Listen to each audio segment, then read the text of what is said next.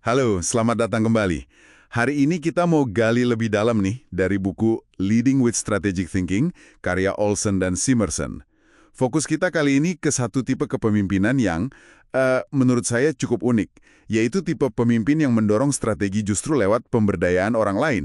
Gimana tuh caranya? Kita bedah ya. Iya, betul sekali. Jadi buku ini kan membagi jadi 4 tipe utama ya. Ada visioner, direktif, terus inkubator, nah ini yang mau kita bahas, sama kolaboratif. Masing-masing punya cara khas lah buat membentuk dan eksekusi strategi. Tapi ya, sekarang kita fokus ke si tipe inkubator ini. Oke, inkubator. Kedengarannya menarik. Gimana persisnya tipe inkubator ini bekerja? Apa sih yang bikin mereka beda? Katakanlah, sama pemimpin visioner yang biasanya kan punya visi gede, terus ngarahin semua orang ke sana. Nah, pertanyaan bagus itu, si tipe inkubator ini fokus utamanya memang mendorong strategi melalui pemberdayaan orang lain. Kata kuncinya itu mereka digambarkan sebagai sosok yang perseptif, jadi jago banget melihat potensi, dan juga memberi semangat. Jadi mereka ini bukan soal memaksakan visi pribadi mereka gitu loh, lebih ke melihat dan memelihara potensi yang udah ada, baik itu di orangnya atau di idenya. Oh, jadi mereka lebih kayak talent scout atau fasilitator strategis gitu ya?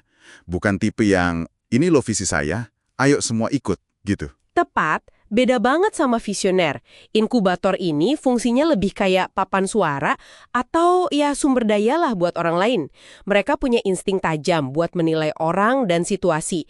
Biasanya sih didukung pengalaman yang banyak dan rasa ingin tahu intelektual yang tinggi juga. Tapi, nah ini dia yang menarik. Ini tuh bukan sekedar berbuat baik tanpa pamrih gitu loh. Oh, oke. Jadi ada iteman strategisnya juga, maksudnya mereka investasi ke orang lain itu sambil berharap ada return gitu. Mungkin kayak reputasi, jaringan, atau ya suksesnya proyek itu sendiri. Betul banget. Buku ini menekankan itu. Mereka cerdas menilai aset-aset tak berwujud semacam itu. Reputasi, jaringan, koneksi, dan mereka juga tegas loh kalau mereka nggak melihat ada potensi nyata yang nggak akan dibantu gitu aja. Terus mereka juga berani buat ya udah stop aja dukungannya kalau memang proyeknya kelihatan gagal atau nggak berkembang. Jadi bukan cuma kasih panggung tanpa perhitungan. Oke, makin kebayang nih.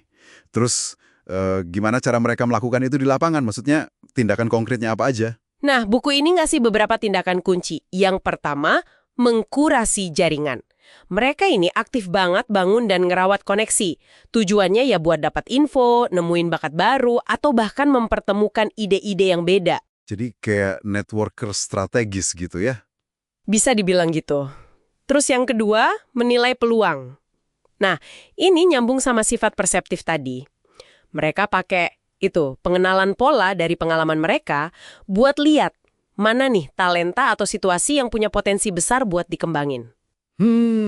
Jadi kayak punya radar potensi gitu ya? Oke, terus apa lagi?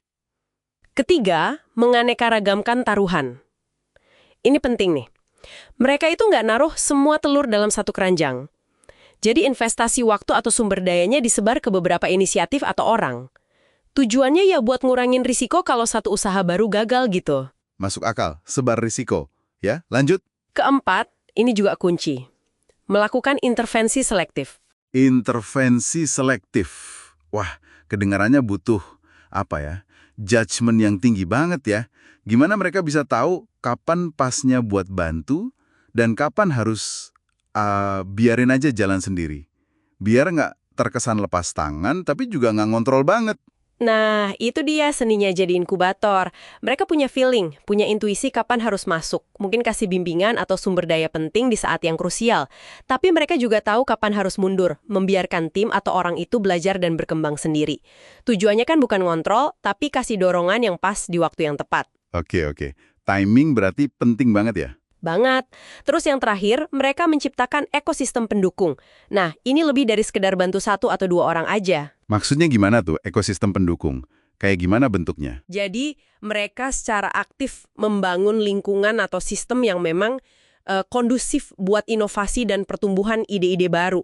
Bisa bentuknya kayak inkubator bisnis beneran, atau unit internal di perusahaan, kayak di 3M itu kan terkenal tuh. Intinya, mereka menciptakan ruang aman dan suportif, terus juga berusaha menghilangkan hambatan-hambatan sistemik yang mungkin menghalangi ide bagus buat tumbuh. Wah, ini ngingetin saya sama contoh Design for America DFA yang ada di buku. Liz Gerber pendirinya itu kan.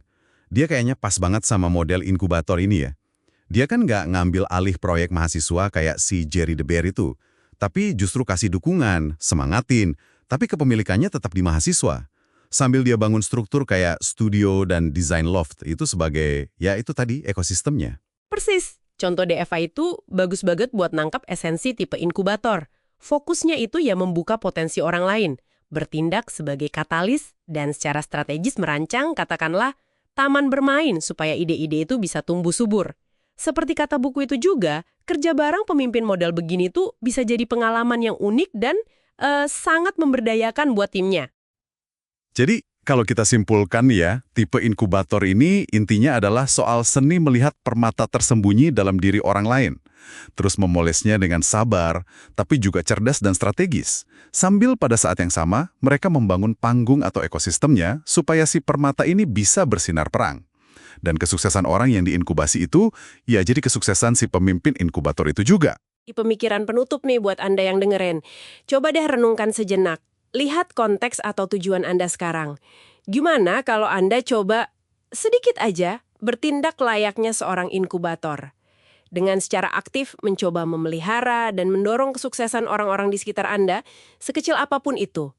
Mungkin langkah kecil untuk mulai membangun ekosistem yang lebih suportif, walaupun cuma di tim kecil Anda atau di lingkungan Anda, jangan-jangan justru bisa mempercepat pencapaian tujuan Anda sendiri. Coba direnungkan.